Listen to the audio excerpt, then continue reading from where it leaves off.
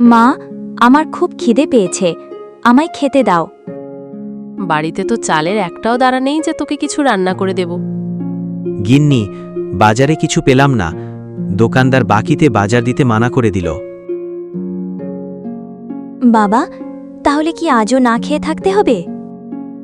না মা, তুই চিন্তা করিস না। আমি এক্ষুনি জঙ্গলে যাচ্ছি। জঙ্গল থেকে কিছু কাঠ কেটে বাজারে বিক্রি করে যে কটা টাকা পাবো সেটা দিয়ে আসার সময় চাল ডাল নিয়ে আসব। গিন্নি, আমি আসি। তুমি রুনুর খেয়াল রেখো। সাবধানে যেও, আর জঙ্গলের বেশি ভেতরে যেও না।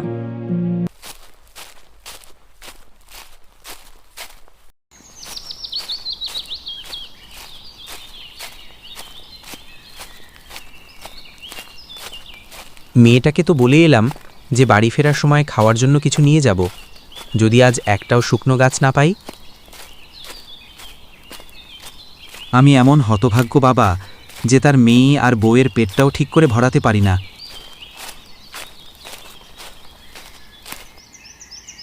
জঙ্গলের তো অনেকটা ভেতরে চলে এলাম, একটাও তো শুকনো গাছ দেখতে পেলাম না। না, আর একটু খুঁজে দেখি।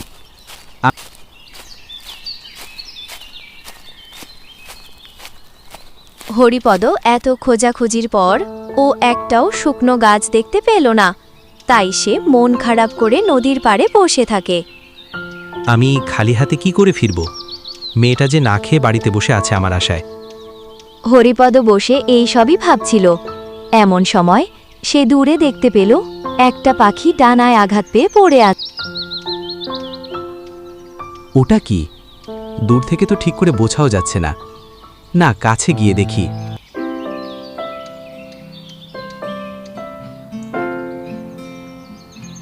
এটা তো একটা তোতা পাখি মনে হয়।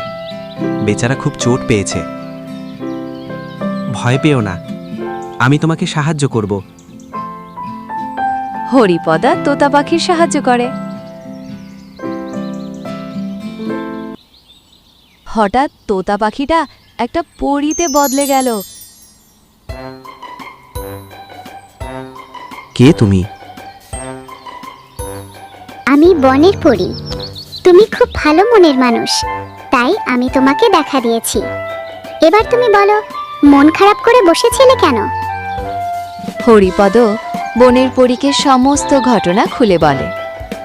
সব শুনে পরী বলে, তুমি খুব ভালো মনের মানুষ, তুমি সবাইকে সাহায্য করো, তাই আমি তোমাকে একটা উপহার দেব। এই নাও বীজ। এটা কোনো সাধারণ বীজ নয়, তুমি এটা তোমার বাড়ির সামনে মাটিতে লাগিয়ে দিও।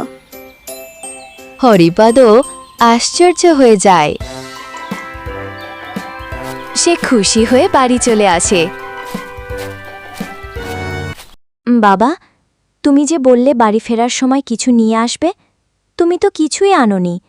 আমার খুব খিদে পেয়েছে। হরিপদ বাড়িতে এসে তার সাথে ঘটে যাওয়া জঙ্গলের সমস্ত ঘটনা খুলে বলে। এরপর তারা সেই বীজটিকে তাদের বাড়ির বাইরে মাটিতে পুঁতে দেয়। পরের দিন দেখা যায় হরিপদ যেই বীজটা পুঁতেছিল সেই গাছটা বড় হয়ে সেটাই সোনার ফল ঝুলছে। এই যে শুনছো, তুমি যে বাইরে মাটিতে বীজটা লাগিয়েছিলে সেটাতে সোনার ফল ঝুলছে।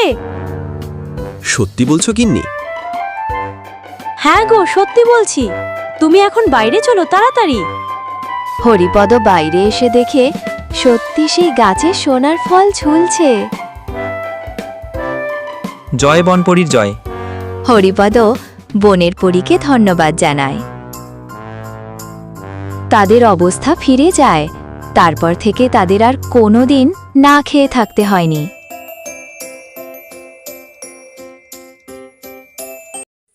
বন্ধুরা, ভিডিওটা ভালো লাগলে একটা লাইক আর সাবস্ক্রাইব করে দিও। এরকম আরও ভিডিও দেখার জন্য চ্যানেলটিকে তাড়াতাড়ি সাবস্ক্রাইব করে নাও।